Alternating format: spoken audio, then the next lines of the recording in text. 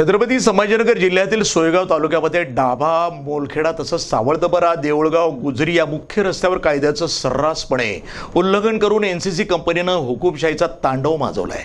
सार्वजनिक बांधकाम विभागाची कोणतीही परवानगी नसताना रस्त्यावर खांब आणि पोल गाडून विनापरवाना झाडांची अवैध कत्तल सुरू आहे।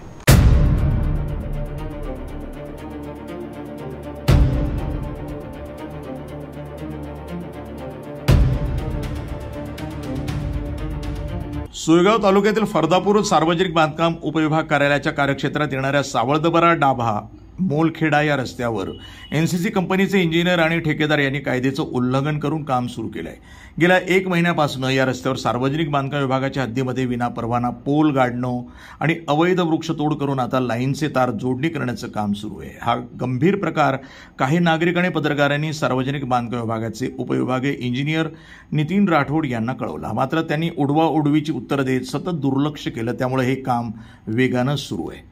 ठेकेदार आणि इंजिनियरनं यासाठी कोणतीही परवानगी घेतलेली नाही किंवा रीतसर पत्रव्यवहार सुद्धा केलेला नाही, अशी माहिती सार्वजनिक बांधकाम उपविभागाकडून मिळाली आहे।